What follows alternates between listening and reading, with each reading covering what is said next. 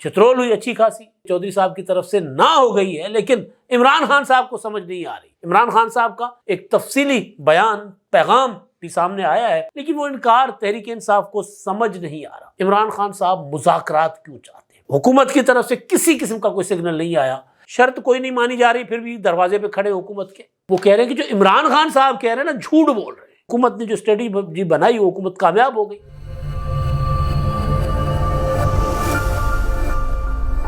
السلام علیکم، میں امداد سومرو۔ چودھری صاحب کے ہاتھوں کٹ کھانے کے بعد میراثی کو تو سمجھ آ گئی تھی کہ چودھری صاحب کی طرف سے نہ ہو گئی ہے، لیکن عمران خان صاحب کو سمجھ نہیں آ رہی۔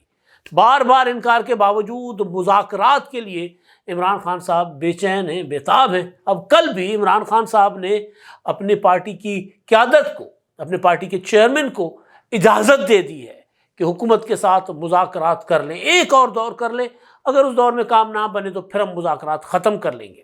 عمران خان صاحب کا ایک تفصیلی بیان، پیغام بھی سامنے آیا ہے، اور اسپیکر ایاز صادق صاحب نے بھی کھل کر بتا دیا ہے کہ بھئی ساڈی ذمہ داری نہیں ہے، ساڈے والوں نہ ہی ہے، لیکن وہ انکار تحریک انصاف کو سمجھ نہیں آ رہا۔ اس سارے معاملے پر بات ہوگی کیونکہ کل کافی ساری ڈیولپمنٹس ہو گئی۔ عمران خان صاحب کو سمجھ نہیں آ رہی، پی ٹی آئی کو سمجھ نہیں آ رہی کہ علیمہ خانم صاحبہ کی جو چیٹ سامنے لائی گئی ہے، وہ آئی ہے، وہ انکار ہے۔ ان کو سمجھ نہیں آ رہی کہ جو 9 مئی کے معاملات میں ملوث اپنا پی ٹی آئی کے ورکرز تھے، ان کو سزائیں، انکار ہی ہے۔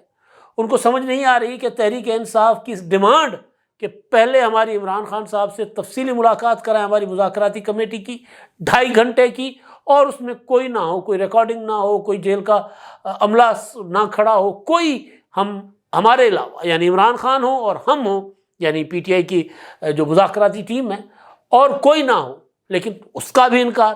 لیکن اس کے باوجود ان کو اس نہ کی سمجھ نہیں آ رہی۔ کافی ساری اور ڈیولپمنٹس بھی ہو رہی ہیں، وہ انکار سمجھ نہیں آ رہا پی ٹی آئی کو، لیکن اس انکار کے باوجود عمران خان صاحب مذاکرات کیوں چاہتے ہیں؟ وہ جو میں بار بار نہ کی بات کر رہا ہوں تو سب نے سن رکھا ہوگا، بڑا ایک مشہور سا واقعہ ہے یا قصہ ہے، یا ایسے بنایا گیا ہے کہ ایک میراثی کو شوق چڑھا چودھری صاحب کے ساتھ رشتہ داری کرنے کا، ذرا پیسہ پوسا آ گیا تھا میراثی کے پاس، ذرا بچہ پڑھ لگ گیا تھا، اور اس نے سمجھا کہ میں برابری کر سکتا ہوں، تو وہ پنڈ کے چودھری کے پاس چلا گیا، اور چودھری سے جا کر اپنے بیٹے کے لیے چودھری کی بیٹی کا رشتہ مانگا۔ چودھری صاحب نے سب جو بیٹھے ہوئے تھے ڈیرے پہ، کہا پھڑو اینو، لٹاؤ۔ چترول ہوئی اچھی خاصی، میراثی کے ساتھ جتنے لوگ گئے سب کو اچھی خاصی پھینٹی لگی، اور اس کے بعد اٹھے میراثی اور کپڑے شپڑے جھاڑ کے کہتے ہیں چودھری صاحب پھر تاڑے والوں نہ ہی سمجھیے۔ تو وہ تو ان کو نہ سمجھ آ گئی تھی، لیکن ادھر نہ نہیں سمجھ آ رہی۔ اب یہ میراثی چودھری یہ پرانے زمانوں کے قصے ہیں، اس کا مطلب یہ نہیں ہے کہ کوئی میں میراثیوں کو کوئی کمتر سمجھتا ہوں کسی چودھری سے۔ آج کل کے دور میں کوئی کسی سے کمتر نہیں ہے۔ تعلیم اور رتبہ جو ہے وہ آپ کا جو سماجی سٹیٹس ہے آپ کا تعلیم کے ساتھ ہوتا ہے، اور آپ کی سماج میں جو آپ کا کردار ہوتا ہے اس کے ساتھ ہوتا ہے۔ تو میں صرف یہ قصہ صرف سمجھانے کے لیے آپ کے سامنے میں نے رکھا ہے۔ پنجاب کا مشہور قصہ ہے کہ جی چودھری صاحب کو کہا میراثی نے پھر اسی نہ ہی سمجھیے۔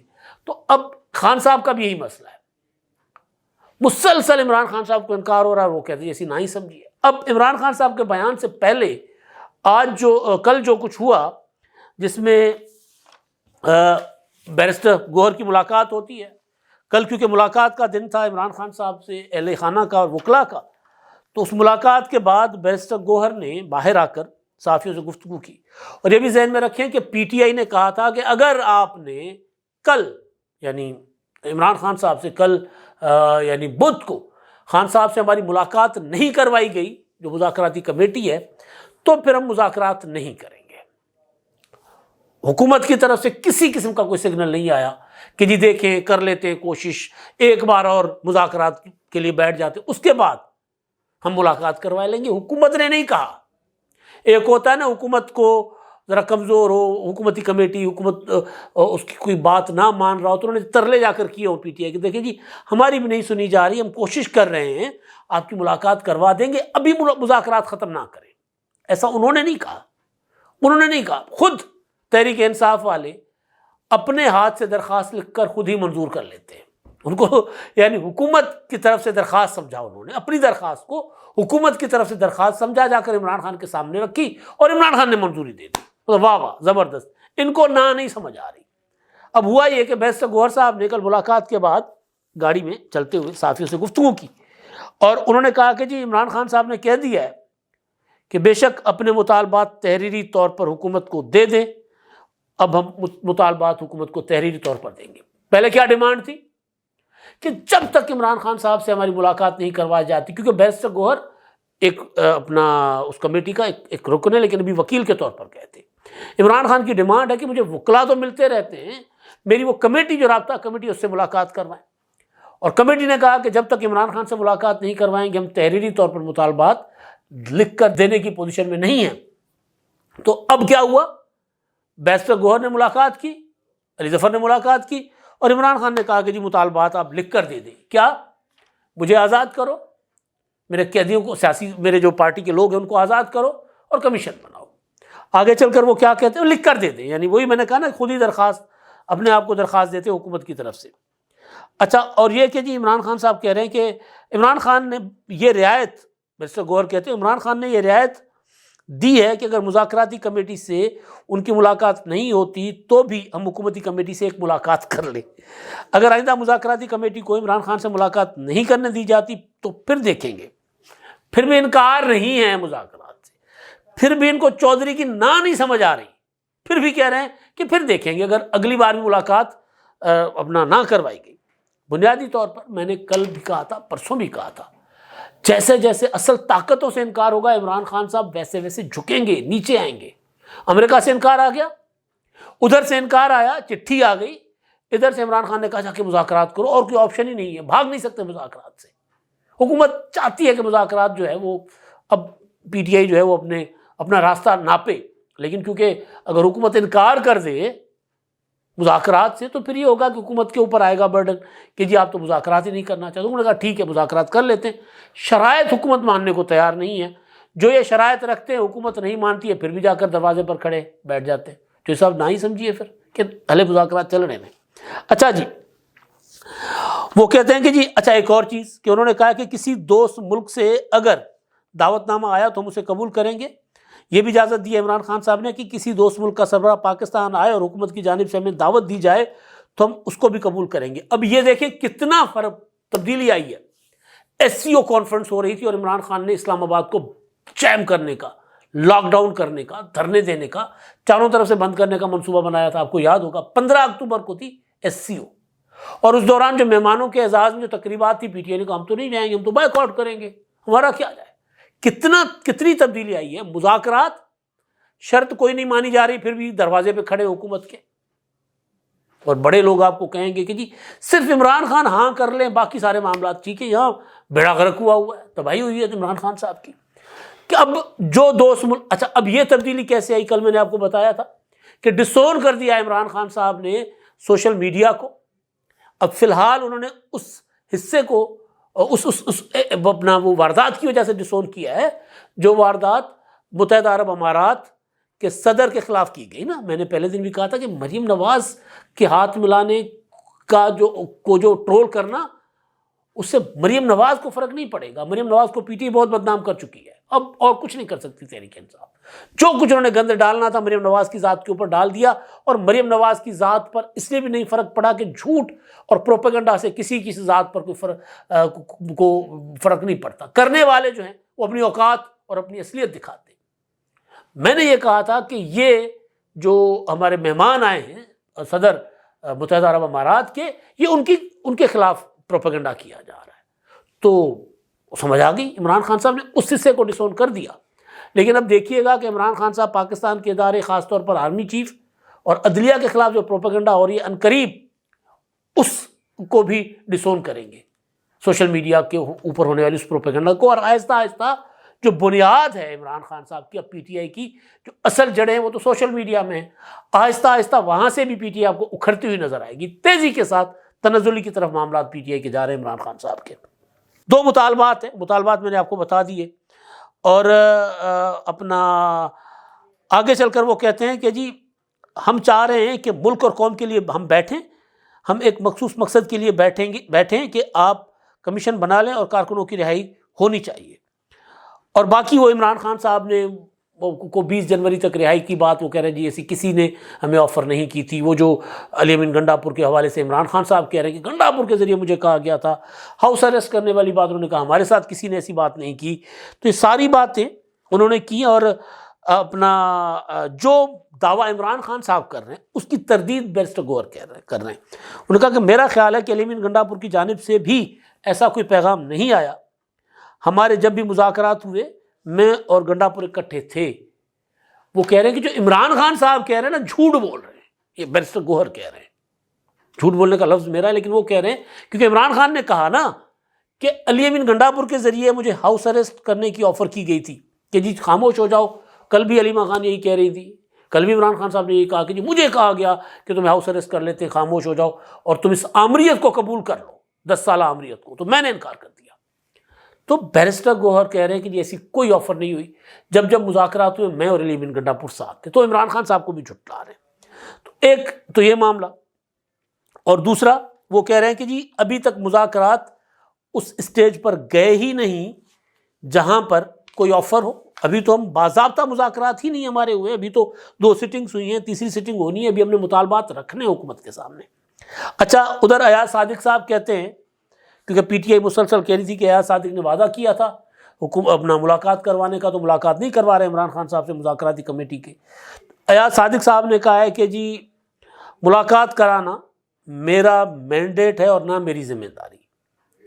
وہ یہ کہہ رہے ہیں اسپیکر ایاز صادق صاحب, وہ ڈان کے ساتھ انہوں نے گفتگو کی ہے. انہوں نے کہا کہ تحریک انصاف کے ساتھ مذاکراتی عمل سے نکلنے کی تجویز پر غور کے لیے تیار ہیں کہ اگر ٹھیک ہے, مطلب میں جو مذاکرات کو فیسیلیٹیٹ کر رہا تھا بطور اسپیکر میں باہر ہو سکتا ہوں, اس میں مجھے کوئی مسئلہ نہیں ہے. انہوں نے واضح کیا کہ میرا کردار حکومت اور اپوزیشن کے درمیان سہولت کاری کرنا ہے. عمران خان سے ملاقات کرانا میرا مینڈیٹ ہے اور نہ ذمہ داری. تحریک انصاف کے رہنماؤں کی جانب سے جو الزامات لگائے جا رہے ہیں اس پر انہوں نے کہا کہ جی میں افسوس کا اظہار کر رہا ہوں, افسوس ہے مجھے. تو انہوں نے بھی کہہ دیا کہ جی میں کوئی مذاکرات کے دوران پابند نہیں ہوں کہ آپ کی ملاقات کرواؤں. میں نے آپ کو کہا تھا کہ تحریک انصاف چاہتی ہے, میں نے جس دن مذاکرات کا آغاز ہوا تھا میں نے گزارش یہ کی تھی کہ پی ٹی آئی یہ چاہتی ہے کہ عمران خان کے ساتھ ایک میٹنگ کے دوران 2 3 بار ملاقات کروائی جائے. جو ایشو جو ڈسکس ہو اس کے اوپر ہم کہیں کہ جا کر عمران خان سے ملاقات کرنی ہے. تو حکومت یہ نہیں کروائے گی, اور حکومت نے جو اسٹریٹجی بنائی وہ حکومت کامیاب ہو گئی. 1 ملاقات کروا دی, 2 ملاقاتیں کروا دی, اب تیسری سیٹنگ کے لیے پھر ملاقات کروائیں. آپ جو مطالبات آپ کے ہیں پہلے رکھیں تو صحیح, اس پر بات چیت کریں, کوئی چیز میچور ہو, کوئی پروگریس ہو, وہ جا کر عمران خان صاحب کے ساتھ رکھیں. حکومت کا کوئی ملاقات حکومت نے خاموشی کے ساتھ نہیں کروائی تو آگے مذاکرات کے لیے ٹیبل پر دوبارہ بیٹھ رہے ہیں.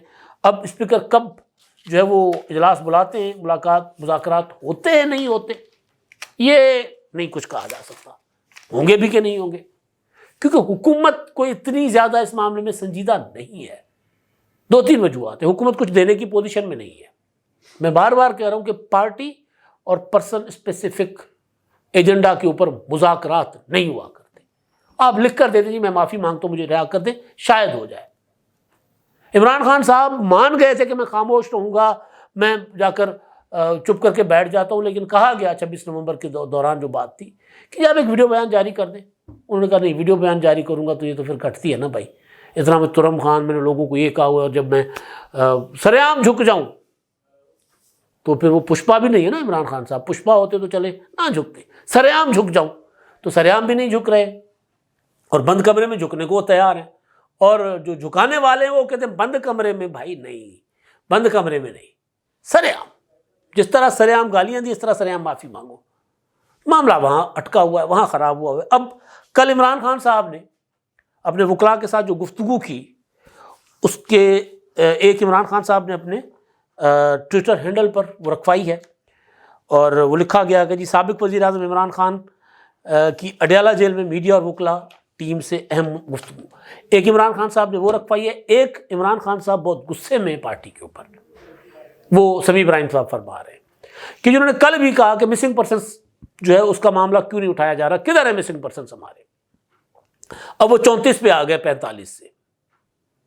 پی ٹی آئی کے جو سوشل میڈیا کا آفیشیل اکاؤنٹ ہے اس پہ 34 کہا جا رہا ہے. 200 سے 56 ہوئے 56 سے 45 اب 34 ہو گئے، اور وہ بھی عمران خان صاحب کہہ رہے ہیں کہ ہیں تو تصویریں کدھر ہیں؟ جو سوال میں کرتا تھا کہ بھائی مسنگ پرسن کے گھر والے تو مسنگ نہیں ہیں نا، ان سے تصویریں لے لیں کہ جی ہمارے فلاں لوگ گئے تھے 24 نومبر کو اسلام آباد، وہ لاپتہ ہیں، نہیں آئے، تصویریں آ جائیں گی سامنے، نام آ جائے گا، باپ کا نام آ جائے گا، شہر کا نام، گاؤں کا نام، گلی کا نام، سب کچھ آ جائے گا، گھر کا پتہ آ جائے گا۔ نہیں، اب عمران خان کہہ رہے کہ میں نے تحقیقاتی کمیٹی بنا دی ہے، وہ کمیٹی قاضی انور صاحب کی سربراہی میں، جو سابق صدر ہیں سپریم کورٹ بہار کے، ان کی سربراہی میں کمیٹی بنائی ہے، وہ کمیٹی دیکھے گی کہ ہمارے کتنے لوگ مسنگ ہوئے، الزام پہلے لگایا، بدنام پہلے کیا، اور کمیٹی اب بن رہی ہے۔ مطلب کمال نہیں ہے یہ؟ اور پھر کہہ رہے ہیں کہ کمیشن بنایا جائے۔ پہلے بھائی خود تو پہلے اپنا الزام تو نچوڑ کر لو، کمیشن کس چیز کا بنے گا؟ کہتے ہیں جی 26 نومبر کو آج 6 ہفتے ہو گئے ہیں، ہمارے کئی لوگ ابھی تک گمشدہ ہیں، یہ لوگ ڈی چوک سے اسلام آباد غائب کیے گئے ہیں، کسی قبائلی علاقے سے نہیں۔ حکومت ان کو کسی عدالت میں پیش کر رہی ہے اور نہ ہی ان کو تلاش کرنے کے لیے کوئی سنجیدہ اقدام کر رہی ہے۔ اس سے اندازہ ہوتا ہے کہ حکومت ہمارے مطالبات اور مذاکرات کو لے کر کتنی سنجیدہ ہے۔ ہم نے آج گمشدہ افراد کے معاملے پر کمیٹی بنا دی ہے، جس کی سربراہی سینئر وکیل قاضی انور کریں گے۔ ہم پرزور مطالبہ کرتے ہیں کہ 26 نومبر کو جو ہمارے لوگوں پر سیدھی گولیاں ماری گئیں، 64 لوگوں کو زخمی، 14 لوگوں کو شہید کیا گیا، ان کے قتل عام کی شفاف تحقیقات کی جائیں۔ یا تحقیقات تو کیا ہونی ہیں، الٹا انہی مظلوم افراد کو ہراساں کیا جا رہا ہے۔